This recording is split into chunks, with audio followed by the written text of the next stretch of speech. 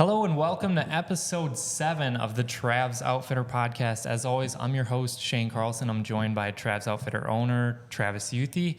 Dr. Nathan Sanderson from the SDRA, the South Dakota Retailers Association, is here today, and Trav's Outfitter GM Mike Fairchild on the end.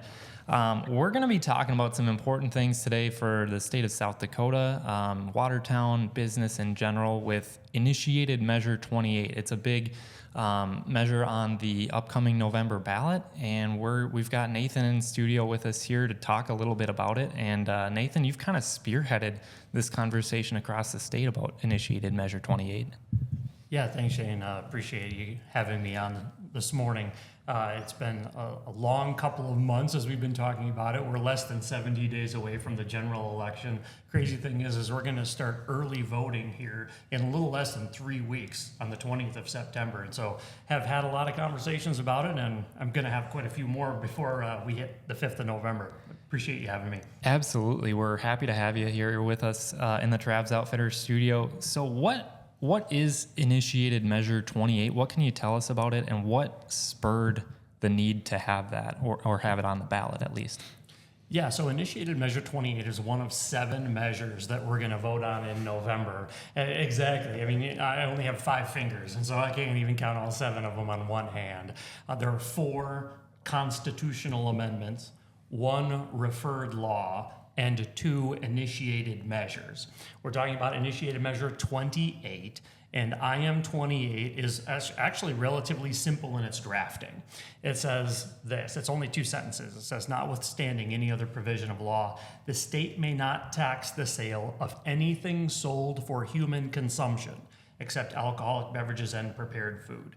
And then the second sentence says, municipalities may continue to impose such taxes. So what does this do and mean?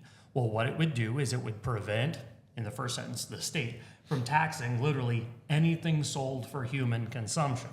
Well, our organization and the Retailers Association and a broad coalition, we've got almost 40 different members now that are opposed to IM 28.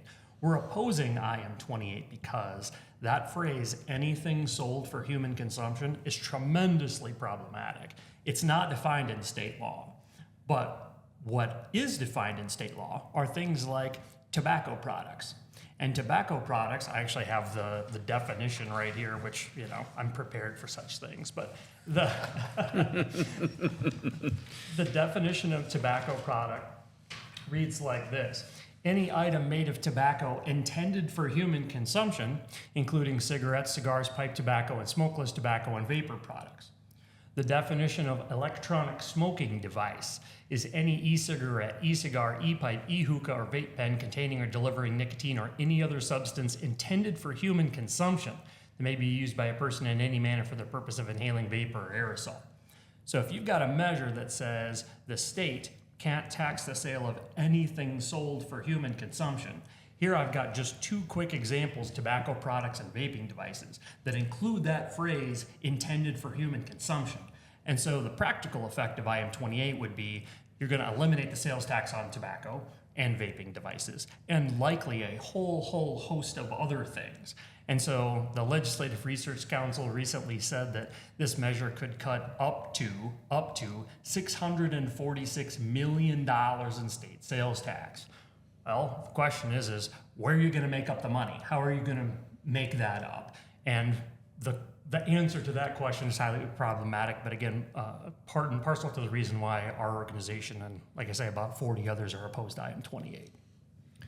So if it's more of a consumables versus a food tax issue, would your position be different if it was just written solely as a food tax versus what it is written now with consumables in that language? Well, and that's a complicated question, and I guess I'll answer that with a question. How are we going to make up the revenue? I think most people would say that the state of South Dakota is a relatively low tax state. We've got right now a 4.2% overall sales tax rate. We're among the lowest tax states in the country. I don't know that anybody believes we could take $646 million out of our state budget and just make cuts to that effect. Certainly we could try. We'd have to make pretty significant cuts to things like education and healthcare and state employees and that kind of thing. But in the end, That's 46.5% of our sales tax collections. That's just a huge, huge number. So the question is, okay, that's if it's all consumables. If it's just food, how much is it if it's just food? About $133 million is what the estimate is every year. So how would you make that up? Well, the logical options would be you're going to either A, increase the sales tax on all the other items. You're going to B, have to reduce the amount of state funding for education, and so on a local level, you're going to have to increase property taxes. Or C, you're going to have to find another source of revenue, and the only other source of revenue that's out there is an income tax. Those aren't really options that we particularly like. And so we can have, and if you really want to nerd out about all the particulars about the food tax, we can do that. But the answer to a question like, would you support the repeal of a grocery tax, really is entirely dependent upon what is the mechanism for making up the lost revenue. So my question is why do we feel like we need this? Because it feels like, we go back to the last election, it felt like a political ploy by both sides to be like, hey, we're going to cut taxes on groceries to buy votes. I mean, it seems like our country has gotten into this mode of, hey, how do we buy votes? Who can we give free money to? Whether it be college loan forgiveness, free grant money, free cash if we get elected. $25,000 if you buy a house. Yeah, exactly. Things like that are just crazy. So I'm trying to figure out why they want this. Why is this important to these people? I don't get that part of it, Nathan. Well, I guess I'd say I don't know that I necessarily understand all the ins and outs, but we'll say a couple of things. First is that in South Dakota, it's relatively easy to get items on a ballot. You go out and any citizen, you, me, any of us up here, can go and decide we want to change state law in some fashion. We go and we fill out a petition. We get it approved for circulation by the Secretary of State, and the Attorney General's office reviews the language, but they don't get to say what the language says. And then we go out and we get signatures. And if we go get enough signatures in South Dakota, I can't remember the exact number right now, it's like 17,000 signatures for an initiated measure, and double that number for a constitutional amendment. It's like 17,309 or something for an initiated measure, and again, double that number for a constitutional amendment. If we go and we get that number of signatures, then our item ends up on the ballot. And so it's not like you have to have a real groundswell of support. If you think about how many registered voters there are in the state of South Dakota, right, several 100,000, compared to how many you need to get in order to put a measure on the ballot, 17,000, a very, very small portion of the electorate actually would decide if part of these things would make the ballot. But more to the point specifically, this conversation has been had for a number of years. Last couple of decades, we've been talking about, should we have a sales tax on groceries? Well, I guess I'll say a couple of things to that. Our organization, the Retailers Association, we're the South Dakota retailers, restaurant, grocery, hospitality, trades. We represent a whole variety of different industries. And our perspective has always been, we should have a low but broad-based sales tax, meaning everybody pays a little so that one or two types of businesses don't have to pay a lot. That conversation is, over the last couple of decades, has been pretty robust. 20 years ago, Constitutional Amendment A sought to do a similar kind of thing. It was drafted better than IM-28 is, but it sought to eliminate the sales tax on groceries. 2/3 of South Dakotans said, we think that things are fine the way that they are. In the intervening time, what's happened more recently is Governor Noem came out in 2023 and said, hey, I propose to repeal or eliminate the sales tax on groceries. That was really born out of a whole bunch of federal money. I mean, we got literally in this country trillions of federal dollars from COVID, right? And in South Dakota, we got billions of dollars. Our state budget literally has doubled in the last 10 years. It's insane. We went from about $3.9 billion state budget to now $7.4 billion state budget in the last 10 years. It's been crazy. But what the proposal was a couple of years ago was to eliminate the sales tax on groceries because we were seeing very strong sales tax growth as a result of federal spending. Our perspective at the time was, hey, this is a temporary thing. This is a flash in the pan. We're going to see billions of federal dollars in the economy for a few years, but when those dollars are done being circulated in the economy, we're going to go back to normal. And when we go back to normal, our sales tax collections are going to be considerably less than what we think that they're going to be. And as the information recently would demonstrate, South Dakota sales tax collections in July were about 6% less than what they were forecasted to be, and so that's starting to come true. But that change in philosophy was really the impetus behind this further conversation, and a guy named Rick Weiland, who's run a number of other ballot measures, including Constitutional Amendment G that would legalize abortion in the Constitution.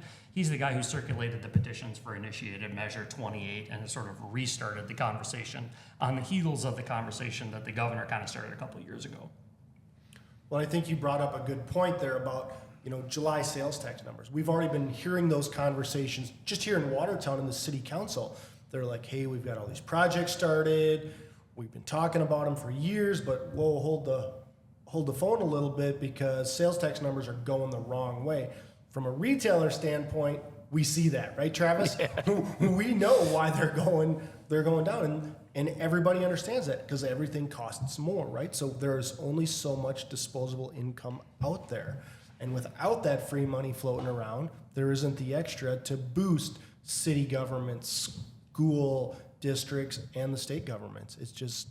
This would just compound what's happening right now with sales tax revenue. Yeah, and I guess I'd just say before I let Travis hop in, one of the challenges with IM28 is at its most basic level, it seeks to remove at minimum $133 million of state revenues, at minimum, with no mechanism for paying for it. Mm-hmm. And that's really the question is, what are you going to do to make it up? Yeah, my positions are actually very strong here, and I have to be a little bit careful here, but the challenge that we have, and I believe this about sales tax, I just always have believed this. Not everybody will agree with me, but the thing I believe about sales tax that I really like is if Nathan Sanderson wants to buy prime rib, he pays the tax on prime rib. If I only want to buy turkey burger or hamburger, I pay the sales tax on that. The challenge is, Nathan, and I'll say this, people want stuff. South Dakotans aren't different than the rest of the country. They want stuff, but nobody wants to pay, Nathan. No one wants to pay. I mean, we have a beautiful new ice arena, and I'm not down on that. I've said that publicly before. I'm not down on that. But then it costs money. You don't spend $30 million and not have a bill to pay. They want to build a new shop, a new street department shop. We know guys that work on the street department in Watertown, South Dakota. That equipment needs to be inside in South Dakota in the wintertime. I'm not against that. But I'm telling you right now, you can build a building to put equipment in for a lot less than $21 million, folks. That's the challenge. You talked about the state budget burgeoning into double what it was 10 years ago. Everybody wants stuff, but no one wants to pay. And that's the challenge. That's a challenge with an income tax. It's no different than a federal income tax. Those that can skirt it. And so if they don't pay sales tax, they don't pay federal income tax, they won't pay a state income tax, and the burden's just heavier on the rest that are left, right? Yeah, I think that you are really making the argument for a tax based on what you make versus a tax based on how much you spend, right? And it's that fundamental difference between an income tax. And I think there are people who say a sales tax is actually the most equitable tax because literally you pay for the things that you buy, not necessarily on the front end, like your federal income tax. Again, you're right. Not everybody's going to agree with that. I think as a general proposition, though, the vast majority of South Dakotans, regardless of political affiliation, would say we would prefer not to have a state or an income tax. Sign me up on for that. sure. I would definitely prefer not to have a state income tax. And South Dakota is only one of 7 states without a state income tax. So that would be a major change to the way of life here in South Dakota. Oh, for sure. And I mean, every state has its own formula for how it wants to pay its bills.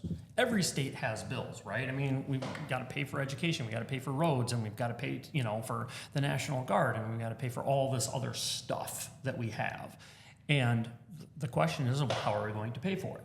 Well, in South Dakota, we do that in a couple of ways. First is for our local stuff, for your counties, for your townships, for municipalities, for your school districts, you pay property tax. All your property taxes stay local.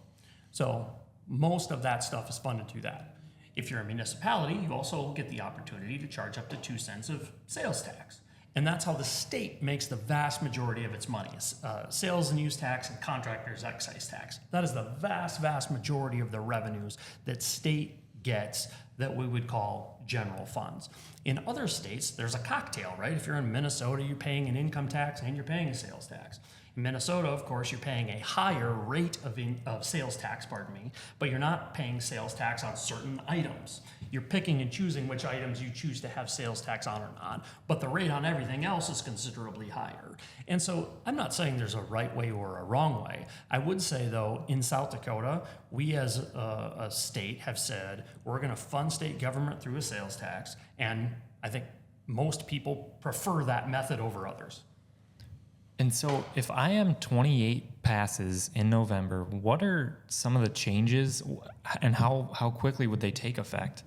Well, really good question. And one thing to talk about, if IM 28 were to pass, what are the effects of that? Well, first is that you would eliminate the state's ability to tax anything sold for human consumption. And so what you'd have right out of the gate is a serious conversation about what exactly that means. I'll come back to that in a second. But a second thing that we haven't talked about is IM 28 would also prevent a municipality from collecting sales tax on the same items that the state can't collect tax on. South Dakota Law 1052-2 says that a municipality can only impose a sales tax on the same items that the state can. And so if the state can't tax, say, tobacco or marijuana or vaping products or toilet paper or whatever, neither can a municipality. And so that's part of the reason why, like the South Dakota Municipal League and a number of municipal economic development agencies or organizations, chambers of commerce, that kind of thing, are also opposed to IM 28 because it would cut $51.5 million from our cities and towns. In Watertown, I think it's about 9% of the sales tax collections is what would be eliminated as a result of IM 28. And so there would be, immediately after it passed, a lot of conversations about what would happen. The law wouldn't go into effect until July 1st of 2025. And it's an initiated measure, not a constitutional amendment. And so constitutional amendments can only be changed by a vote of the people. The legislature can't vote to change the Constitution. Only we as citizens can vote to change the Constitution. So that's one of the reasons our organization is very, very hesitant about constitutional changes, because the only way, if we change the Constitution in November of 2024, the only way we can change the Constitution if we mess something up is to have the citizens vote on it in November of 2026 or 2028 or 2030. You get one bite of the apple every 2 years, and it has to go to a citizens vote, even on something very, very simple that seems obvious, like a drafting error. And so that's why we as an organization are very hesitant on constitutional amendment changes. Initiated measures can be changed by the legislature. And so the legislature that would convene in January of 2025 would have the opportunity to take a look at this thing if it were to pass. But there's a problem with that. One of the great things about South Dakota, and we have one of the best lawmaking processes in the country. We absolutely do. I mean, I worked in the governor's office for 8 years and got an opportunity to see how other states operate. We're one of the best. Every bill gets a hearing. There's no pocket vetoes. We have to have a 2/3 vote in order to increase a tax or a fee. All good things. But that 2/3 vote to increase a tax or a fee is going to really limit the potential for the legislature to fix IM 28 if it would pass. If IM 28 passes, what does it do? It eliminates the sales tax on anything sold for human consumption. So in order for the legislature to fix that, what do they need to do? They would have to pass a tax or fee increase or impose a new tax. We already have 95 out of 105 of our members of the legislature as Republicans. I don't think that we're going to get 2/3 of our Republican legislature to A, contradict the will of the people and reenact a vote that the people have changed, and B, to increase a tax or add a new tax to replace it. They're just not going to do that. And so we're going to be stuck with a measure that's going to have significant negative implications. And yes, the legislature would have the ability to address it in some fashion, but it seems really, really unlikely that they would. Yeah, but they won't have a choice. When we're talking $600 million, if this piece of garbage passes, they're going to have to do something, Nathan. The other thing that people that rule or people that make laws in our state, they don't want to look half of the South Dakota employees in the eye and say, well, we can't pay you. They're not going to want to do that. Tough choices. I think it's going to be some combination of cuts and or increases elsewhere. What does the most likely thing that the legislature would do look like? This legislature is not going to impose an income tax. If we were going to get an income tax, I think it would be after significant cuts were made for a couple of years. And then I would bet a very large amount of money that we would see a ballot measure in 2026 to impose an income tax. If we're cutting $600 million and we can't collect 46.5% of our sales tax, we're going to see an income tax ballot measure. That's how that would happen. The most likely thing that they would do, I think, is that they would try and increase the sales tax in order to make up the revenue. But the problem is, if you remember a couple of years ago, we were at 4.5% of sales tax. You guys know that better than I do, right? And then we cut 0.3 of a penny, 0.3% of the sales tax. So we currently collect 4.2 at the state level. When we did that, it was a temporary measure. There was a sunset on it because, as I mentioned, there was billions of dollars of federal money floating in the economy, and we wanted to be prudent and seeing what state revenues looked like. And so that tax cut wasn't permanent. There's a 4-year sunset on it, so it would go off in 2027. So I think people would say, oh, okay, let's just restore the 4.5%, we're good to go. Well, except that 4.5% includes food. And so you can't just can't go from 4.2 to 4.5 and expect to make the state whole. Mm-hmm. You're gonna have to go to 4.8 or 4.9 or 5 or some number that's significantly higher than that in order to make the sales tax cut that would happen in IM 28 whole again. Mm-hmm. The other crazy thing that you're going to do, and this is, we're really going to nerd out here for about 15 seconds. It increases volatility in your revenue collections for the state. What do you want in government? In government, most of us want limited government and stability. You want the minimal amount of volatility that you can. What does a sales tax that is low but broad-based provide you? Well, we all eat. Every day we're eating. And so whether the economy's good or the economy's not so good, we've got a ballast, a base in our sales tax collections when we have food. If we remove that, what are the revenues in your store like in really, really good times? And what are your revenues in your store like in really, really bad times? There's quite a swing there, right? You're going to see the exact same thing in state revenues. And so we're going to see some budget years where we have a tremendous surplus, and you're going to see other budget years where we're going to have a real deficit. And so you're taking those peaks and valleys and smoothing them out if you've got food in there. But if you're not taxing food, you're going to really start to see volatility in our state government like we've never seen before because we had a low but broad-based sales tax. The last thing I'll say is I worked in Governor Dugard's office when he was adamant that we were going to go after a AAA bond rating. We're going to be AAA bond rated. What does that mean? Well, basically, it's the highest rating you can get for your bonds, and that also means that if you're rated the highest, you get the lowest interest rates when you go to borrow money. And local school districts, local units of government rely on the state bond rating for their interest rate when they go to do things like build new schools or whatever. And so if the state has a good bond rating, they pay the lowest possible sales tax and that, interest rates, and that trickles down to local units of government. The way that states get AAA bond rated is by stability in their revenue sources. So now what we're doing is we're introducing volatility into our revenue source, and it was a challenged to get AAA bond rated because we only have a sales tax. We don't have an income tax. You take away that food, and there's a real possibility that rating agencies would say, we're not sure if you're quite eligible to be AAA bond rated anymore, which means that, hey, maybe your local school district isn't going to get that favorable interest rate. So that means that we as taxpayers pay more to do the exact same projects that we would do before. It's really getting into the weeds and the nitty gritty, and so I appreciate the opportunity to talk about that for 3 minutes, but it's an absolutely real thing that would be a direct impact of IM28 that the vast majority of people haven't even thought about. And that gets into my next question. Is IM28 really on the radar of people's minds right now? I mean, it's coming up in November and it's an important issue, but are people thinking about it?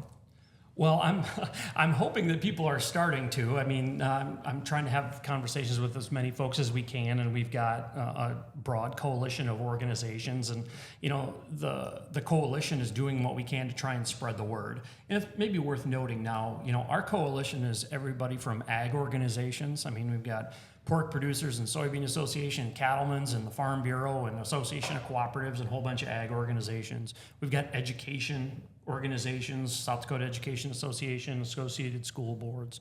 As I mentioned before, a variety of business organizations, the State Chamber, South Dakota Retailers Association, and a whole variety of local economic development folks from all around the state. All of us are doing what we can to educate our members. One key member has been the South Dakota Municipal League. As I mentioned before, they're a member of the opposition coalition. And so I've spoken to quite a number of either city council meetings or local chamber meetings and things about the municipal impact IM28.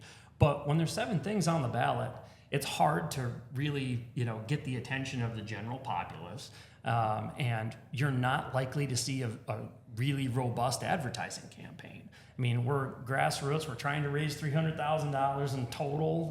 That, for anybody who's run a campaign, is not much at all.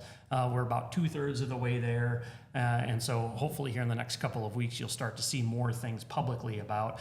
I think our approach is going to be don't take the bait, vote no on IM28. That's the kind of, it's got an alliteration to it. It's a little catchy. Maybe you can remember that, right? Don't take the bait, vote no on 28.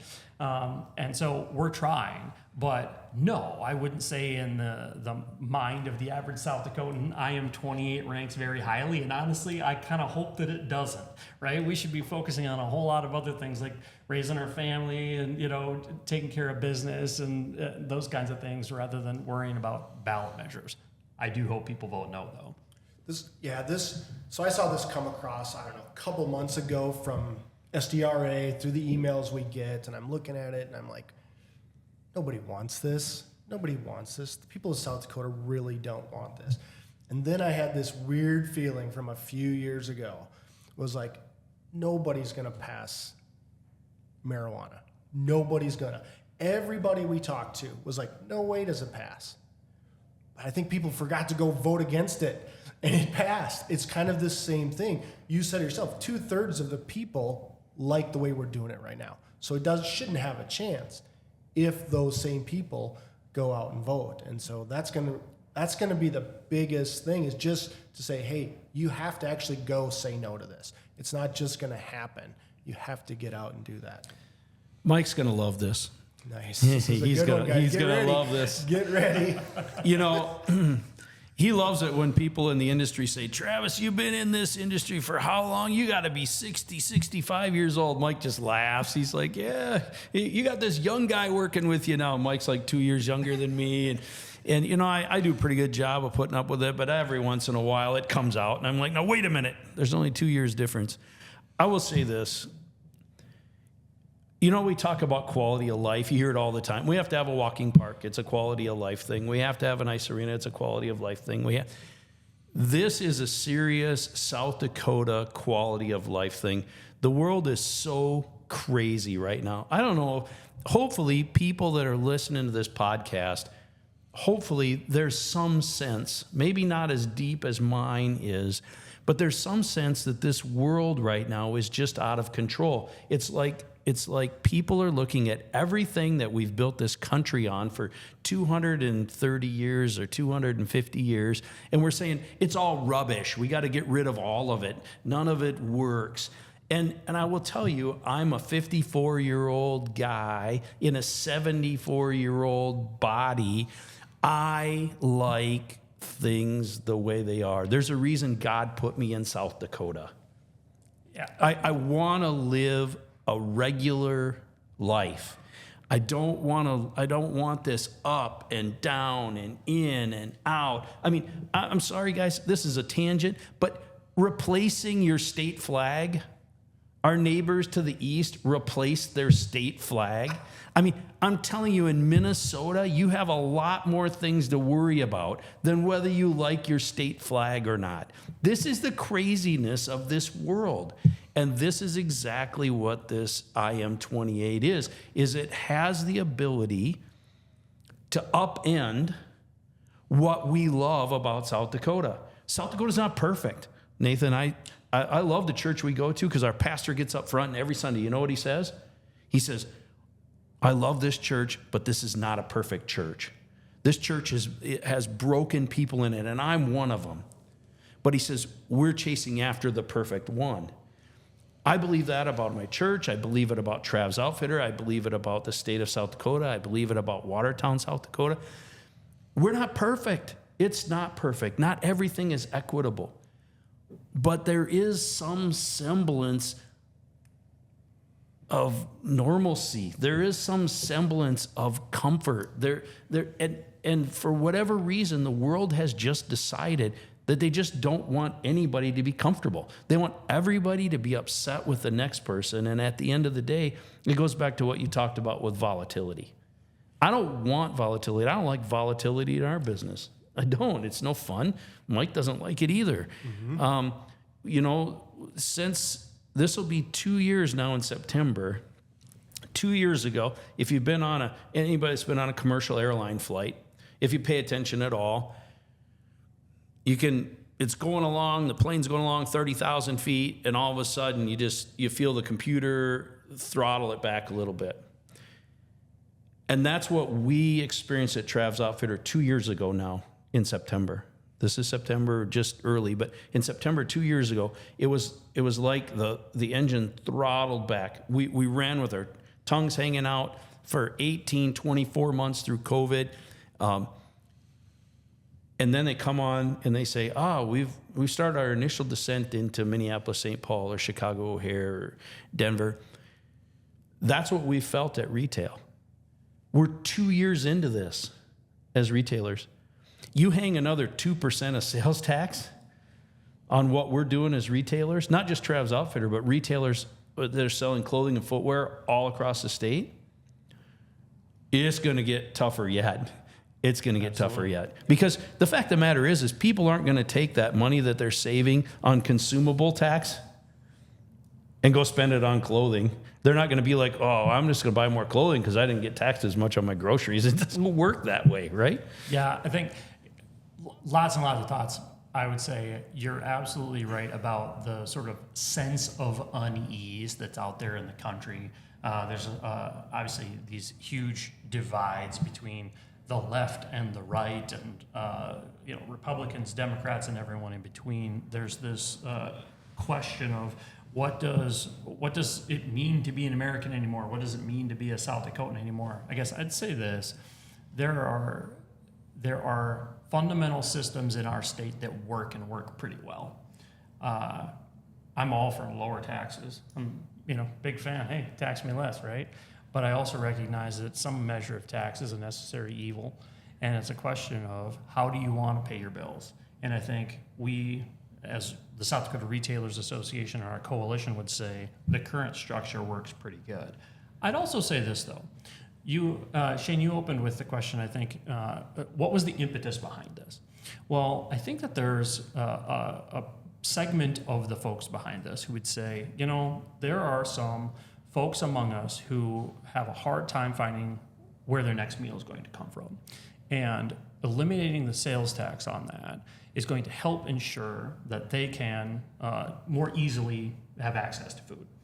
I think a couple of things. First is that the lowest income among us on SNAP and WIC and other programs don't pay a sales tax on those items anyway. The other thing I think that I'd say is if we're truly trying to target that demographic, then let's have a conversation about sales tax reimbursement program for low income, something like that, rather than taking away this cornerstone building block of how we fund everything else in the state. Because I think if we have to make significant cuts to public education, the lowest among us are going to hurt a lot. If we have to cut a variety of other programs that frankly are most used by lower income South Dakotans, I think that they would say, oh yeah, the sales tax I was paying was nothing compared to the service that I'm receiving from the dollars that are collectively being generated in this state. And so I think there are absolutely conversations to be had about which programs make the most sense. I would say IM28 is not a good policy for the state of South Dakota, and I hope voters reject it. And with your position with the SDRA, a high-profile executive director position, why was it so important for you to spearhead this opposition to IM28? I mean, you've been a spokesperson for this issue, or rather against this issue. But why was it important to you personally to take that road? Well, I guess I'd say I've been with the Retailers Association for the last 6 years, and our organization is 128 years old almost. So it's been around a lot longer than I have been. And I've got a phenomenal board of directors. We've got about 30 people on the board in total now. And our organization has always had this approach that we're going to be a fiduciary for the citizenry of the state of South Dakota. Meaning, yes, we're absolutely, when it comes to the things that we do, we provide information to businesses, we advocate on their behalf, and we try and provide money-saving services. As we do those things, though, we want to keep the greater good in mind. And so when I came on board, one of the conversations I had with our executive committee was, we can't just engage in the items that are directly impact the grocery store or the shoe store or the hardware store or whatever it is. We've got to take these broader looks at the systems that we have and be a leader. And I guess I'd say, we've got about 4,000 members. We've got to be one of the larger associations in the state. We certainly are among the larger associations in the country, not the largest, but certainly in the top 10 for size in the country. And so our board has taken that role seriously. We have to engage in these things that can fundamentally change our state, because sort of to Travis's point, we have a pretty doggone good place where we live, and we'd like to keep it that way. And so it wasn't necessarily my own personal interest in the topic, although I certainly have one. It really was our board getting together and saying, this is a measure that we as an organization need to take on and be the tip of the spear on. Related to that, there's an organization that's founded to sort of collect the dollars for this, and that's called South Dakotans Against a State Income Tax. That's basically a partnership between Mayor Paul Tenhaken in Sioux Falls, who's the chairman of that organization, myself with the Retailers Association as the treasurer, and Aaron Kruger with Freed's Fine Furnishings out in Rapid City. The three of us are sort of the hub of that organization, and providing that back-end support was something that I think the board of directors felt pretty strongly about. And for the voters who are going to be going to the polls in November, who maybe don't have this slew of background knowledge on this topic, what would you say to them in a quick pitch to vote no on IM28? I'd say initiated measure 28 includes many, many more items than just food. It includes tobacco, vaping products, and anything else that humans consume. It can cut up to $646 million from the state, and that's going to force us to have significant cuts or look at another source of income, like property taxes or an income tax. And I'd say that it's going to prevent your cities and towns from collecting sales tax on those same items, and that's going to be a hit of up to $51.5 million for your cities and towns. So between the impact of the state, between the impact of your municipality, and the change in our tax structure, I'd very strongly encourage South Dakotans to vote no.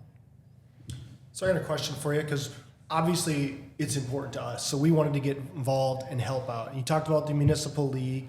You talked about the state chamber of commerce. So let's put them on the spot. Where's our city at on it? What kind of conversations? Because I haven't seen anything from them yet about, hey guys, you got to rethink this. Same goes with our chamber of commerce. Well, I want to be really clear. Amanda Mack with the city has been engaged from the get-go. Perfect. We've been having organizational calls, Zoom calls, every couple of weeks or so for a few months. She's been on a number of those. She's been very active in the conversations that we've had. As the city of Watertown has been looking at developing its budget for the coming year, as a lot of cities have, they've been having this conversation about, well, what does our budget look like if I am 28 passes versus what does the budget look like if it doesn't? And so at the local level, I would say the city of Watertown, especially through Amanda, has been as engaged as any municipality, maybe with the exception of Sioux Falls, because Mayor Ten Haken is engaged with our coalition pretty actively. And so I definitely say that they're certainly aware of the topic and are trying to navigate it as best they can. Is there anything else, Travis, that you wanted to add before we wrap up here? Yeah, I just want to tell you thanks for coming and being on our podcast. This is only our 7th one, but Shane does a great job of putting this stuff together, and we try to do things that are meaningful, right? I mean, very similar to the belief that the retailers have.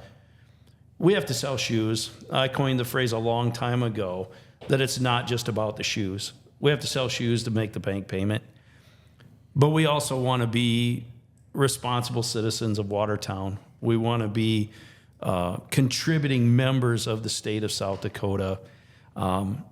We believe that God entrusts us with the success that he does, and he expects us to do something good with it. And so we're thankful that you're able to come.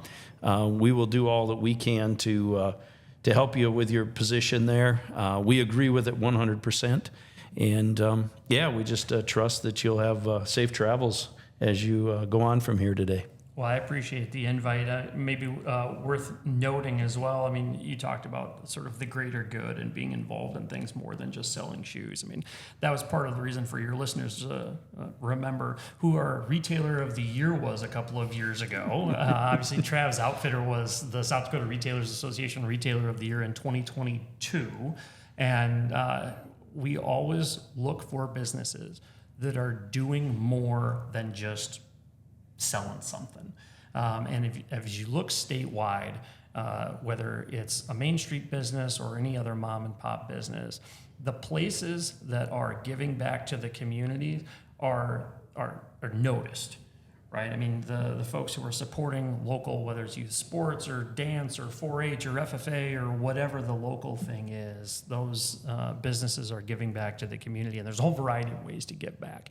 And one of the ways to give back is to help educate people on some of the things that are happening, and certainly appreciate this opportunity to be with you guys today. Yeah, thank you. Well, we appreciate it, Nathan. And that's a wrap for episode 7 of the Trav's Outfitter podcast. Again, we thank Nathan Sanderson for coming in from the SDRA to talk about IM28 today and educate us all on that issue. Remember to like and subscribe to our podcast wherever you prefer to listen, or on YouTube where you can watch the entire video version on our channel. And if you have an idea or a comment for a podcast episode, you can text the show. Go to the first sentence in the podcast description and send us a text or an idea, and I'll take a look at those.